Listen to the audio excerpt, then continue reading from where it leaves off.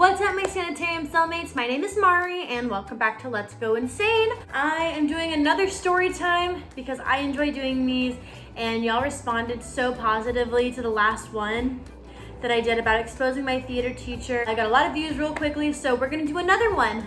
This one are gonna be really embarrassing things that have happened to me, church related. And the last one, fun fact, is the story I always tell students that really want to help out at church but maybe too scared to. So we're gonna do that. First one I'm gonna talk about, I was going to a Catholic school at this time, so I figured might as well put that in. There was a talent show, and I'm not like an amazing singer, but I'm a decent singer, you know, like I can sing. I got embarrassed by my entire class at a talent show because the entire class hated me. The whole class hated me with the exception of one person, which was like my best friend at the time, and she was so sweet and amazing and I love her. But we were at a talent show and I was doing an a cappella song, which was really hard to do at 9 years old in front of as little as preschoolers to as old as 8th graders who were watching me sing. I got booed off the stage by my class. And I didn't even know this. Like, I was just kind of doing my thing and I was just singing my song. And like, I was good enough to get into the talent show. Obviously, I had some talent. And I finished my song. We go back to class. My best friend pulls me aside and she was like, our teacher was so angry. And I was like, why? He goes, because legit everyone around me was booing as soon as you were done. I was like, well, you know what? That's expected of them. Yeah, a lot of bullying mishaps there. Another one was we did a fun run and we all poured water on ourselves because we were super hot. And I was like 10 years old, so obviously I wasn't wearing training bras or anything. You can see right through my shirt, and I was a skinny thing, so my rib cage and stuff was showing. And I got the nickname of Smeagol for the rest of the year because these people hated me. And it was the same like group of students who booed me off stage the next year. So, you know. The next one is more of like a, I can't believe this happened. I was a cantor at my church. Like, if y'all don't know what a cantor is, they're the singer at a Catholic church. They do all like the little responsorial songs. They lead every song, things like that. And I was also a teacher, a choir instructor and a religious education teacher. And there was a family that I've been going to church with since I was maybe like 13, 14 years old. Really, really nice family. There was a really, really young kid who I think was like in 1st or 2nd grade. He was in my choir class. Another guy was around my sister's age, so maybe 12, 13. And he was an altar server with me and my sisters, and he was really nice. And then they had an older guy who was like around my age. So at that time, 13, 14, maybe 15 years old. I think he's a year older than me. Not gonna use any names. We're just gonna call him Theo. And I was in a point where I had like this like young adult boy crazy thing going on. I was single at the time. I was like trying to get over a major crush, trying to get over a breakup, and there was a guy at work I had a huge crush on, but this one was like super big. The guy who was near my age, I just started like absolutely falling in love with. So Theo never really paid attention to me. I had never talked to him in my life. I only talked to his younger brothers because I taught them, and one of them was in my Christmas play and close to my sister's age, and the other one was in my choir class. So I knew the brothers very well.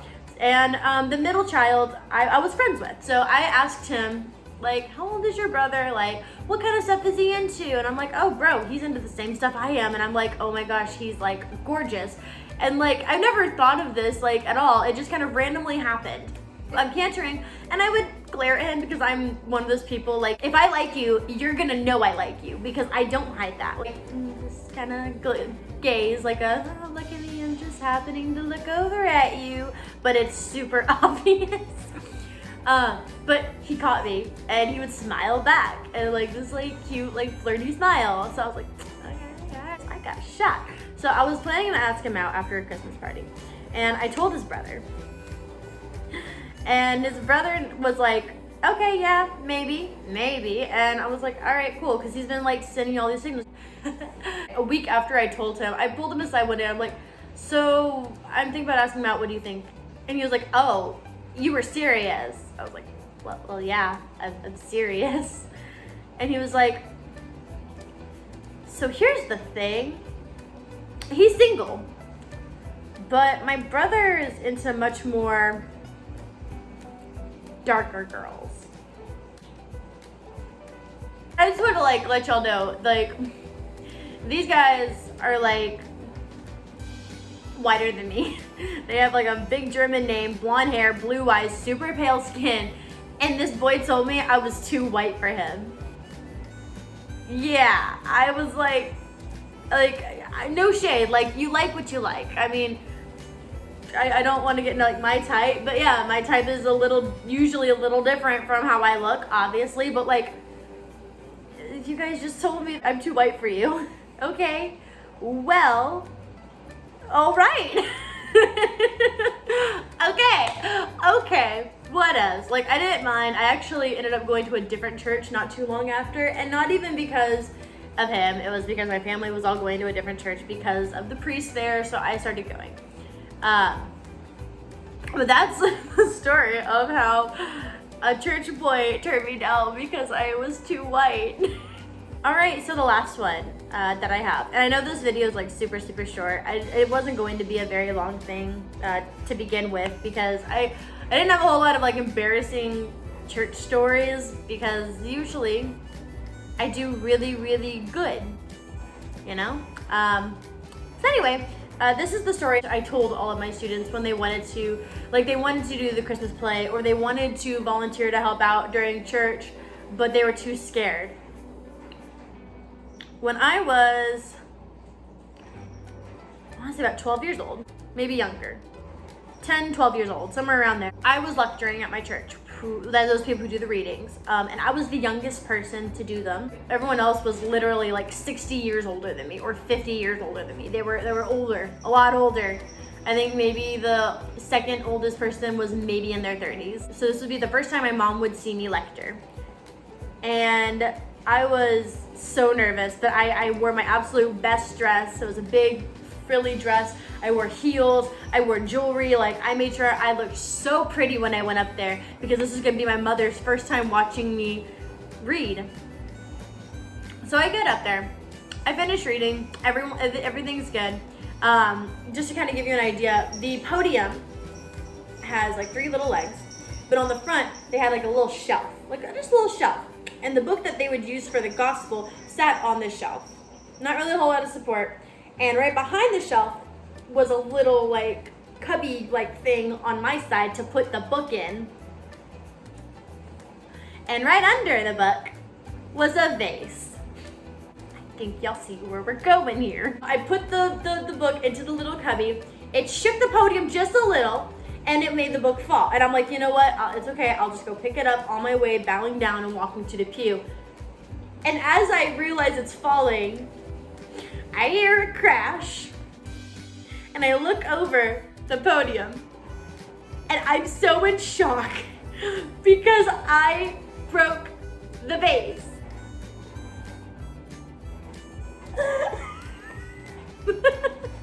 I broke a vase in the middle of church, and everyone gasped. And I was so embarrassed, I didn't finish reading the next part. I asked my grandma to go up and do it for me. I should explain too, my grandfather was a deacon, which is like the person who's beside the priest and helps him with the mass. My grandpa was a deacon who usually did the closing. Him and a good church friend like made a big point about, hey, you know what, it's okay. Like, one of the guys got up to the podium and he was like, I've seen you since you were a little girl, and your grandfather started preaching here. You know, you've done altar serving, you're lecturing, you're amazing. No one blames you about this. Like, everyone knows that you're amazing, and one little tidbit like this shouldn't stop you. I hope you keep doing this. Said it in front of the entire church. And I started crying because I'm embarrassed, but it's also really sweet that they're doing this. And then my grandpa comes up and talks, and he said, you know, things happen for a reason. God makes things happen for a reason. And that little incident that happened with my granddaughter there was just making sure that everyone was awake to hear my homily. And we all laughed it off. And the very next week, I went up there and I read again. Because like I make mistakes all the time. Like I could do an entire video of all the embarrassing things I've done. And if y'all want to see that, please let me know, because I would love to talk more about how like clumsy and horrible I am. But yeah, and that's the story I tell everyone. I'm still singing and I'm still reading and I'm still teaching, and like everyone's forgotten about it, except not really, because every time I'm gonna go read, someone brings it up. Oh, you're not gonna break the vase again, are you? I'm the reason they installed 2 little bars to hold the book, the big heavy golden book that I dropped. I'm also the reason that they don't take the book out of the shelf anymore. It's basically just for display now.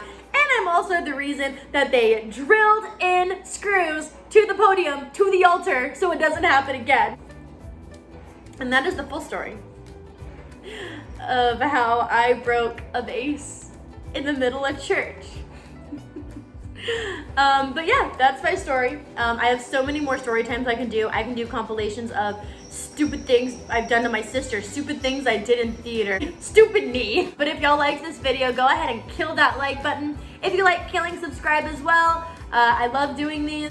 Let us know times that you did stupid things at church or anywhere else in the comments below. And I will see y'all next time, my sanitarium soulmates. Goodbye.